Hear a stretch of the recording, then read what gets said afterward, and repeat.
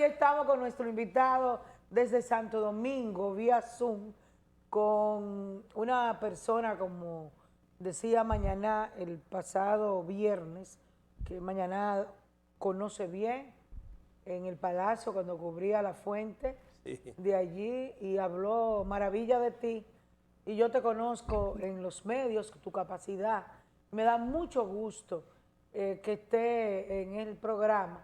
Ya en otra oportunidad te darás un viajecito a Santiago para que esté aquí en el canal. Gracias, Dantes, por aceptar esta invitación.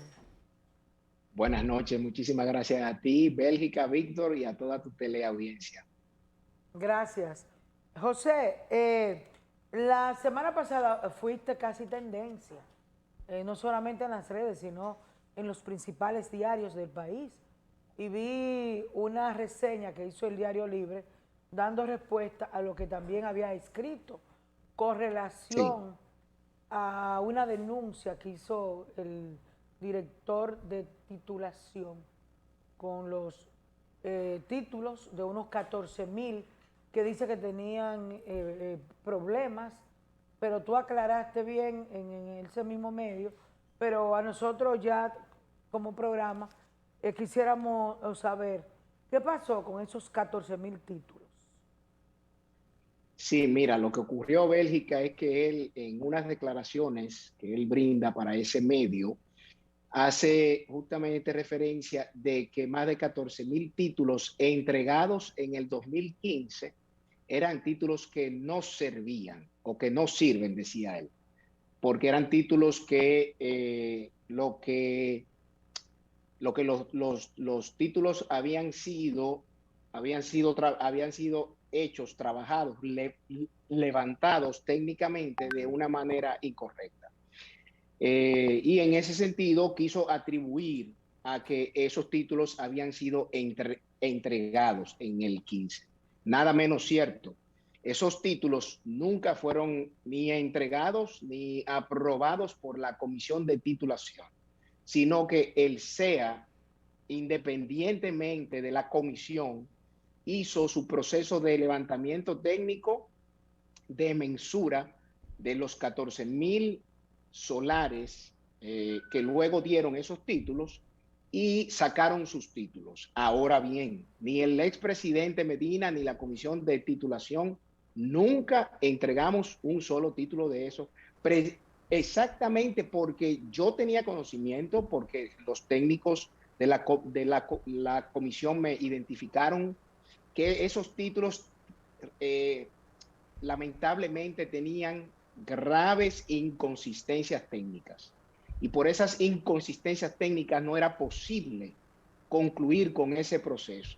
Se lo hicimos saber al SEA en varias ocasiones, no obtemperaron y los títulos se mantuvieron ahí vigentes.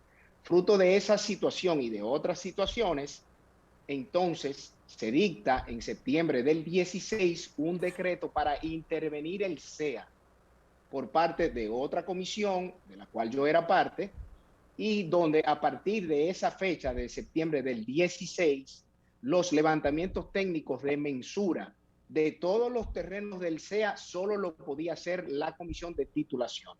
Fruto de ese mismo problema y de otros problemas. Entonces, cuando este señor sale y dice que en el 2015 se entregaron más de 14,000 títulos, está faltando a la verdad, porque no se entregaron, eran títulos que ciertamente tienen unas graves deficiencias, pero no fueron fruto de nuestro trabajo en la comisión de titulación, sino de los directores del SEA que autorizaron ese procedimiento y llevaron a cabo todos esos trabajos de una manera independiente, con una Eh, compañía privada. ¿Por qué lo del SEA? ¿Qué iban a hacer en esas tierras del SEA? ¿Un asentamiento? ¿Cómo? ¿Qué iban a No, hacer en no, esas tierras del SEA? eso eran solares ya de zonas prácticamente semiurbanas y eran de varios sitios. Habían de Santo Domingo Este, habían creo que de Villa Altagracia, entre otros lugares. Cuando yo llego a la dirección de esa institución, ya esos trabajos estaban en proceso. O sea, esos títulos surgen como resultado de unos trabajos que inclusive se iniciaron antes de yo ser director, y yo fui el primer director de esa comisión. Entonces, cuando se expiden esos títulos que nos lo llevan y nosotros hacemos un chequeo técnico con un control de calidad, nos damos cuenta que ciertamente hay inconsistencias y simplemente le indicamos que no era posible entregar todos esos títulos y que había que corregirlos. Entonces, nunca fueron entregados. Esos títulos creo que aún están en la misma bóveda en la que se encontraban en el 2014. José, Domingo Ureña de este lado. Hola, buenas Fíjate, noches. hay una confusión en cuanto a lo que es el costo el levantamiento y el título. En el Sí. caso de el PRM o la dirección que dirige, que existe en este momento, supuestamente un título con su levantamiento cuesta 80,000. En tu caso, ¿cuánto costaba? Mira, yo he dicho que en esta gestión cuestan 80,000. Yo lo he dicho. Ellos alegan que supuestamente les sale cada título en 3,000 y algo. Ahora, cuando tú lees las declaraciones del actual director y las notas de prensa que saca la presidencia, donde dicen se entregaron tantos títulos y eso le costó al Estado tantos millones de pesos, cuando tú divides esa cantidad por el número total de los títulos, ahí es donde da los 80,000 pesos. En el caso nuestro, cada título promedio salía más o menos a 5,000 pesos. ¿Qué ocurre? En nuestra gestión, los empleados eran nombrados. En esta gestión, aparentemente los que están haciendo esos procesos no son el equipo interno de la comisión de titulación. Todo lo contrario, inclusive han duplicado la nómina. Nosotros éramos menos de 100 personas y hoy son más de 200 y algo. O sea que realmente yo no entiendo qué austeridad es la que se está pregonando, porque si estamos en austeridad, ¿cómo usted justifica que en una institución como esa, que era excelentemente eficiente hasta tal punto de haber obtenido una norma ISO 9001 de calidad, que ya la deben haber perdido, con menos de 100 gente se hacía todo ese trabajo y hoy hay más de 200 y pico de personas nombradas y realmente estamos viendo que gran parte de los títulos que ha dado esta gestión son títulos que habían sido trabajados en nuestra gestión. Porque, ojo, los títulos tienen fecha de expedición, pero aparte de los trabajos técnicos y legales que dan origen a esos títulos, también tienen fecha. Entonces, si nos vamos a las fechas, nos vamos a dar cuenta que las primeras entregas que hizo esta gestión son de títulos o que ya estaban en bóveda listos en el 2020 o que fueron el resultado de los trabajos técnicos y legales que nuestra gestión hizo. Durante nuestra gestión, vuelvo y digo, reitero, el promedio era de 5,000 y algo, no recuerdo exactamente, y a juzgar por las declaraciones tanto de la presidencia de la República en sus notas de prensa, en varias de ellas, las cuales están ahí y las puedo señalar, cuando usted hace la división del monto de inversión del Estado y la cantidad de títulos, da exactamente en varios casos 80,000 pesos con 0 centavos. O sea, no 78,000, no 79,000, no 81, no, 80 justo. Y 80,000 pesos es usualmente el precio de mercado que los agrimensores privados le cobran, pero eso es cuando tú vas a hacer un deslinde.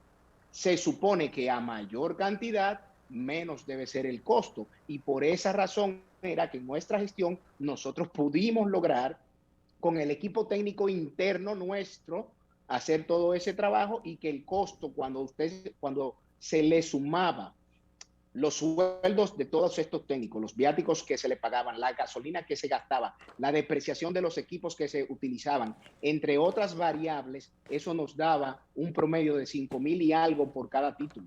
Y ahora eso no es lo que está realmente pasando. Aparte de que lamentablemente, yo recuerdo que en el 2020, luego de mi propia salida, me continuaba llamando gente que iban allá y que no le entregaban los títulos. ¿Por qué? Porque la primera entrega que se hizo fue juntando títulos de la pasada gestión y en vez de entregárselo a la gente que iba a procurarlo, hicieron un acto en Palacio y vinieron gente de 23 provincias, los pobrecitos los hicieron venir para ese acto y queriendo presentarlo como que era un logro de esta gestión, y todos sabemos que no es así. Pero ya eso es un tema que realmente a mí no me interesa tocar más, porque creo que todo quedó claro con la aclaración que yo hice en esta pasada semana. Bueno, pues yo, José Dantes, te saludo desde aquí. Y Hola, ¿qué tal, Víctor? yo a ese joven lo conozco hace mucho. Él es joven, pero es un veterano. En la Gracias, fiscalía, Víctor, así es, en la así es. fiscalía, Más de 20 años en la conociéndolo. fiscalía, pregúntale, en la fiscalía, en protocolo Así del es. Palacio Nacional, nuestro amigo Roberto Blandino, ¿te recuerdas? Que en paz descanse, así es, Así es. 1997, 98. Y Sí. por eso doy fe y testimonio que es una persona pulcra y profesional, sobre todo, ese joven que está ahí. Que sé Gracias, que no va a Víctor. cometer nada normal ni nada que no sea sobre la base de la ley. Y yo fui Así es, testigo, Víctor. yo fui testigo de eso, yo en lo personal y lo expliqué aquí. Sí. Mi pregunta es la Y hay siguiente, algo, Víctor. Dantes, Ajá. sobre ese mismo tema. Y no es una pregunta mía, son dos personas que me escriben, incluso un abogado de Villa Altagracia que me está escribiendo y un Sí. comunicador de la capital. ¿Cuáles eran los problemas de esos 14.000 títulos? ¿Cuál es la situación legal? Mira, realmente eran técnicos más que legales, no eran problemas legales, eran técnicos de la mensura, o sea, la posicional, vamos a decir, la posición geográfica en la que se ubicaba cada resultante, muchos casos no se correspondía, vamos a decir. Los títulos tienen 12 caracteres, que es la designación posicional que da el sistema de georreferenciación satelital, ¿no? Que es donde ubica el epicentro de cada título. Entonces, ¿qué ocurre? Eso es el resultado de un levantamiento técnico que se hace en campo, donde te ubica exactamente dónde queda el solar del título A, vamos a decir. Tú tienes 3 títulos, A, B y C. Entonces, cada uno tiene una designación posicional. Piensa que el título A haya quedado desplazado 20, 30 metros, 10, 15 metros hacia el norte, hacia el sur, hacia el este o hacia el oeste de su posición real. O sea, el documento te va a indicar un lugar que no se corresponde físicamente con la posesión de ese inmueble. Ese era uno de los casos. Otro de los casos era que habían solapamientos, o sea, que un título con la designación posicional te daba una determinación en un lugar y el título B le caía encima por unos cuantos metros en alguna parte del espacio del título A. Entonces, inconsistencias de esa naturaleza y de otra naturaleza, pero técnicas todas, fueron las que nos impidieron validar esos títulos del CEA. Entonces, ¿qué es lo que se supone que se debe hacer?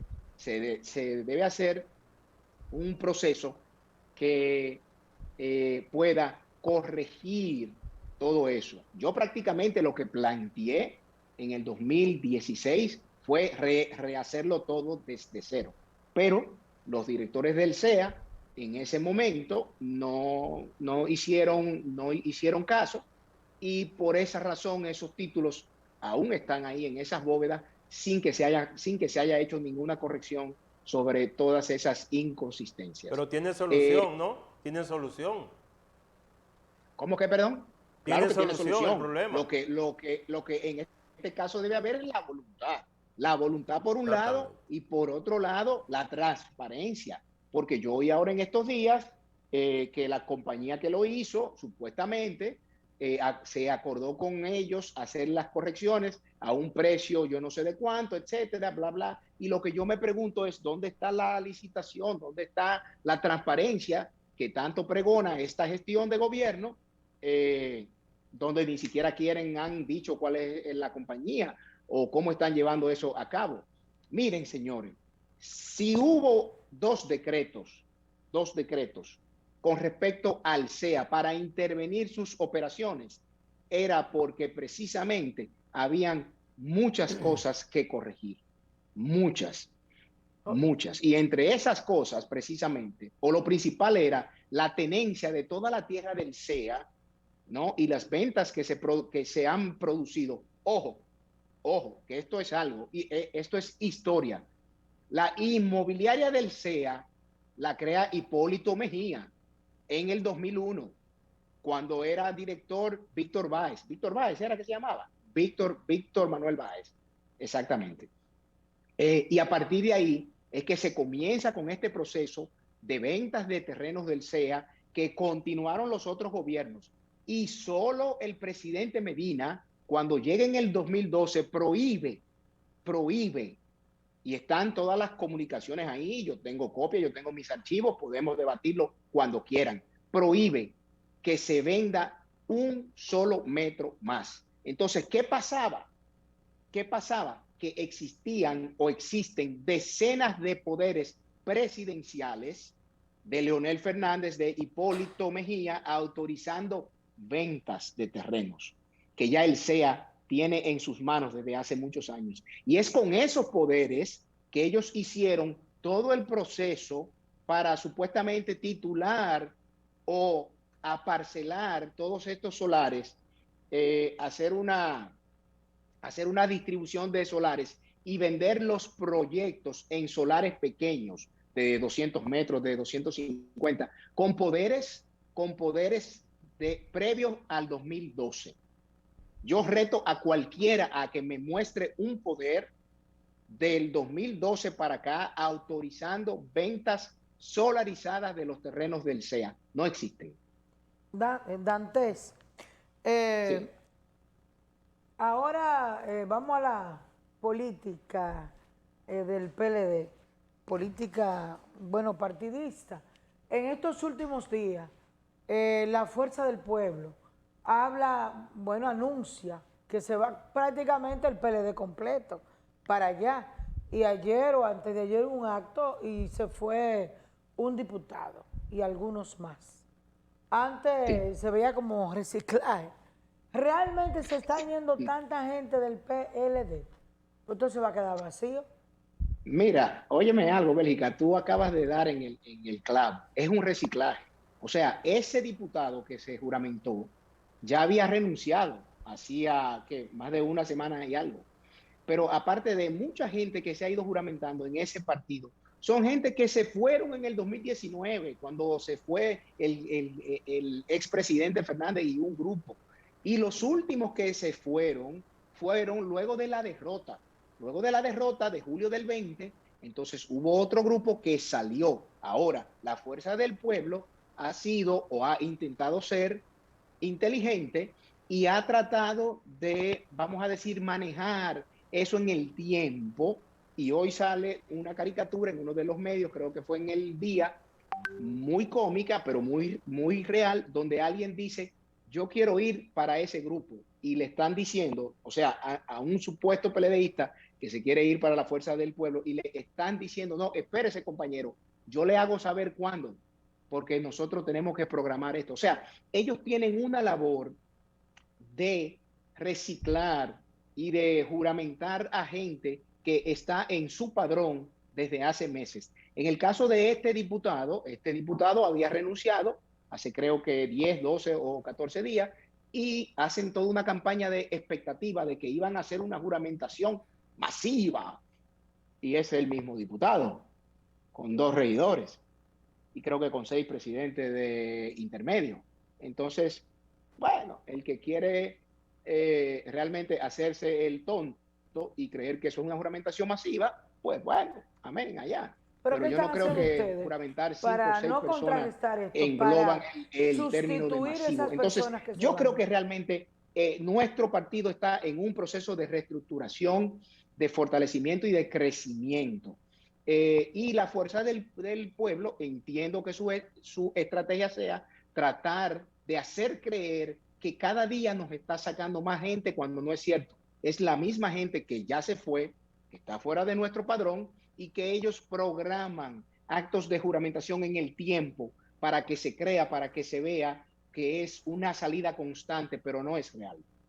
José, ¿hasta qué punto le ha afectado al PLD las acciones judicializadas a personas que ni siquiera son miembros, algunos, y otros sí, dirigentes del Partido de la Liberación Dominicana?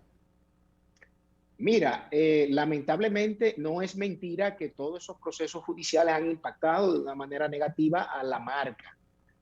Ahora bien, ¿realmente es el PLD? ¿El PLD ha sido el autor de los hechos que se le imputan a esas personas? No, han sido cada quien esas personas individuales. Además, ya eso está donde debe estar, en los tribunales, que sean los tribunales los que determinen la culpabilidad o no de esa gente, sean dirigentes o no sean dirigentes. Aún siendo dirigentes de nuestro partido, no es el partido como organización política, ¿no?, la que está sentada allí en esos juicios, sino es la persona. ¿Por qué? Porque la responsabilidad penal es individual. Yo no puedo pagar por los hechos de otra persona. Entonces, pero negar de que ha habido un impacto negativo porque se ha querido meter a todo el mundo en un saco, se ha querido presentar a la organización política como la responsable de esos actos, y es como si un periodista, por ejemplo, lo agarran con un cargamento de drogas y dicen el colegio de periodistas. No, el colegio de periodistas no tiene nada que ver. Fue ese periodista. Ah, él es miembro del colegio. Sí, él es miembro del colegio. Pero eso no significa que el colegio de periodistas ni sea cómplice, ni sea coautor, ni apadrine ese tipo de comportamientos. Entonces yo creo que ahí hay que tener eso claro. Ahora, es como la suspensión de las elecciones municipales del mes de febrero del 20. O sea, pasó lo que pasó y se le quiso atribuir al gobierno un sabotaje para las elecciones. Y el informe de la OEA y de la Unión Iberoamericana de los órganos electorales, en sus informes finales dieron claramente los resultados donde fue una falla técnica, donde hubo fallas de control de calidad por parte de la Junta Central Electoral. ¿A quién se le pegó? Al gobierno y al partido de gobierno. Entonces, en este caso, se ha querido manipular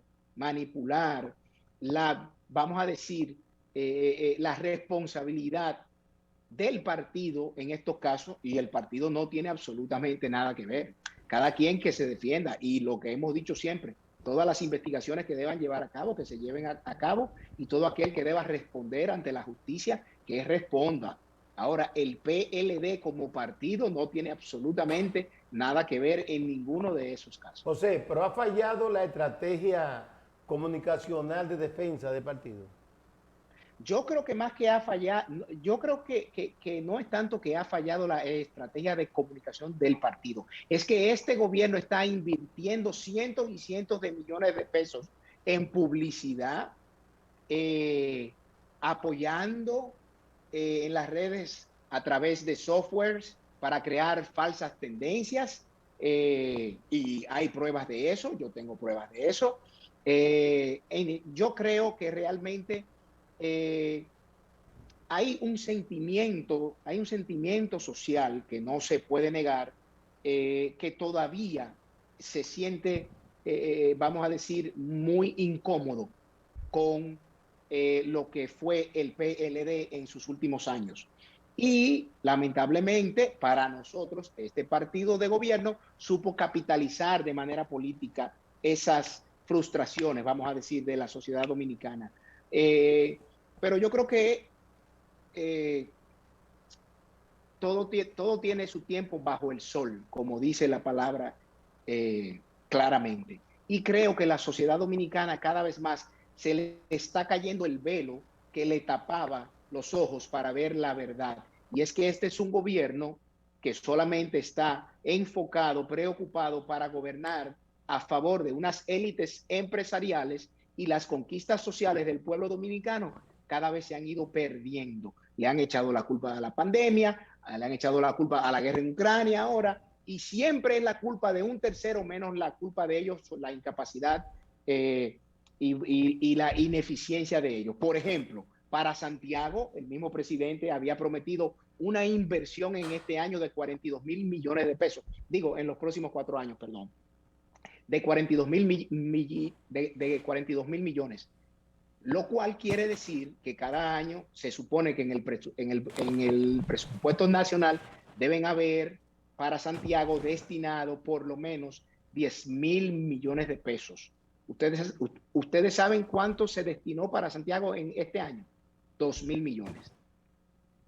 O sea, este es un gobierno que se caracteriza de muchos anuncios, muchos bombos y platillos, muchos discursos, pero en las acciones nos damos cuenta que lo que están haciendo es, ahora particularmente, destruyendo el aparato productivo nacional cuando nuestro país era autosuficiente, producía más de un 85% de todos los alimentos que se consumen en nuestro país, y hoy quieren atribuir a una crisis internacional el que un plátano cueste 15 pesos y un guineo cueste 14 pesos y la libra de pollo cueste 80 pesos. Eso no tiene absolutamente nada que ver porque los pollos se producen aquí, los plátanos se producen aquí y los guineos se producen aquí también. Así que todos los otros productos de la canasta básica familiar también se producen aquí. Que hay insumos ciertamente que son importados. Por esa razón es que nosotros nos oponemos a esa ley de la tasa cero. Porque esa ley de tasa cero no va a los insumos para los productores nacionales, sino a productos terminados que se hacen aquí. Entonces, se está creando la competencia desleal que va a quebrar a los pequeños y a los medianos productores. José Dantes, nosotros sabemos que tu fuerte es la jurisprudencia, ¿no? Tú eres consultor jurídico del PLD. Sí, así es. El consultor jurídico del gobierno, Antoliano Peralta, lo vi en un programa anunciar que el gobierno va a convocar lo que es la discusión de la reforma constitucional con o sin los partidos de oposición. ¿Cuál es la suerte de ese proyecto desde el punto de vista legal? Bueno, es que ¿quiénes son los que votan? Son los senadores y los propios diputados. Entonces, si el consultor jurídico piensa llevar una turba de ciudadanos a suplantar la autoridad legalmente constituida, pues ya eso es otra cosa, ¿no? Pero mentira, yo entiendo que mi buen amigo Antoliano lo que quiere decir es que ellos piensan continuar la discusión, aunque no haya un consenso entre los actores políticos. Y me da mucha pena que él diga eso, y lo entiendo, porque él no es un dirigente político, no es una persona que se ha dedicado a esto, pero como jurista él debe saber que la Constitución es un pacto político y es un pacto social. Por vía de consecuencia, todo proceso de reforma de la Carta Magna de cualquier país requiere que haya un consenso político y un consenso social, y eso no existe el día de hoy, porque aparte de lo que ellos están proponiendo cambiar en la Constitución es una contrarreforma. Ellos han querido pregonar que es la primera reforma en la que un presidente se quita poderes. Mentira, todo lo contrario.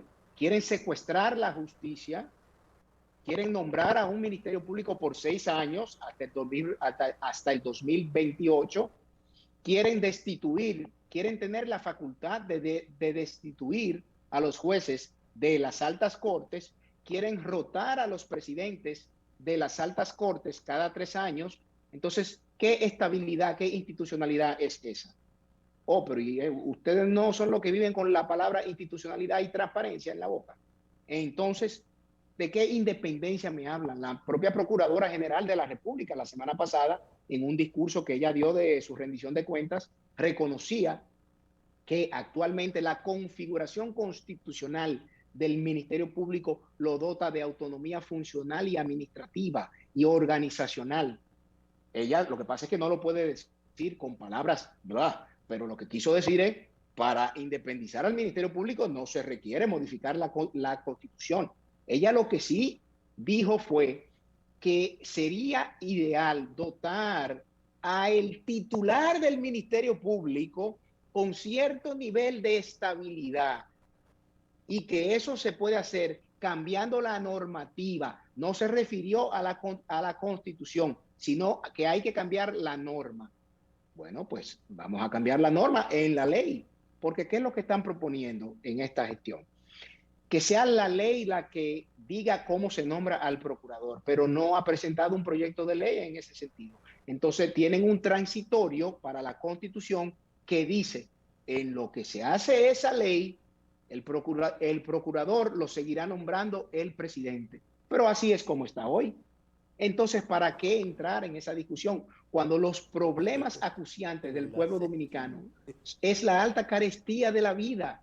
Es la inflación que cada vez nos come, que ya va por un 9%, son los precios de los combustibles, son los precios de los alimentos, de la canasta básica familiar, es el decrecimiento económico que el Banco Central hoy ya reconoció que el país no va a crecer anualmente como proyectó, pero todo esto se lo quieren achacar al exterior. No, eso son causas externas, no. Hay causas externas, pero también hay causas internas. Entre las causas internas está la falta de planificación de este gobierno, que ha sido un desastre. Porque si no, ¿cómo se explica que nuestro país sea el cuarto, que tenga la tasa de inflación más alta del continente?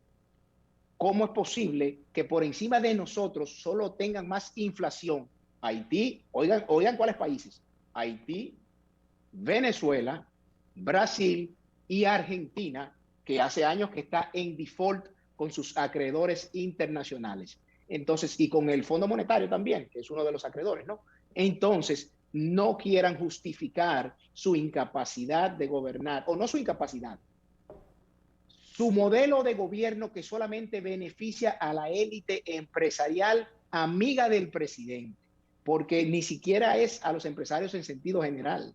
Y entonces eso ha creado muchas fisuras en lo interno de las organizaciones empresariales. Lo que pasa es que eso es algo que aquí no se comenta, pero lamentablemente para ellos el pueblo dominicano se está dando cuenta, vuelvo y digo cada vez más, se le va cayendo más el velo y cuando comparan dicen, pero ven acá, pero yo estaba en mucha mejor condición. Pero ven acá, nuestro gobierno llegó a comprar un petróleo mucho más caro que el que está comprando ahora y la gasolina nunca llegó a estos niveles y la libra de pollo nunca llegó a estos niveles, la inflación nunca llegó a estos niveles. Entonces, ese es el tema. El tema es que lamentablemente este es un modelo de gestión que ha priorizado a los importadores, a los grandes capitales y todo lo quiere fideicomisar. Todo quiere hacer un fideicomiso porque no tiene la capacidad o no tiene la capacidad de implementar las políticas públicas de cada sector o simplemente le quieren hacer un favor a un empresario y le quieren entregar un sector de la vida nacional, ya sea la Policía Nacional, ya sea el proyecto de Pedernales, ya sea, pero por Dios, hasta se habló de un fideicomiso para exportar tilapia, en serio. Cuando se le preguntó a la honorable vicepresidenta, que es una dama que me merece todo el respeto del mundo, por como he visto que se ha manejado en su función pública, cuando se le preguntó a ella que qué se iba a hacer para ver cómo los precios se podían contener, ella planteó una alianza público-privada.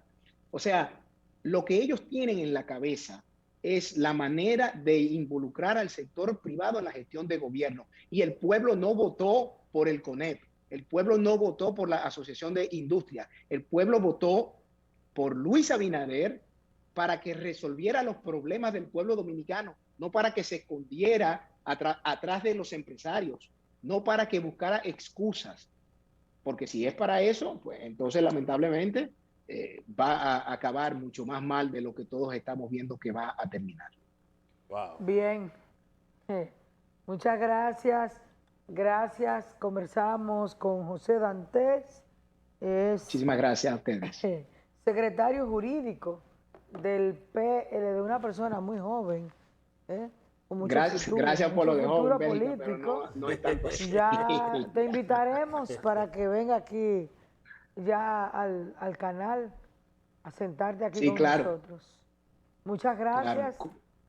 Muchísimas gracias a ti. Pronto por allá nos vemos. Esperamos y feliz noche. Gracias. Bien, nos igual. vamos a una pausa comercial, regresamos.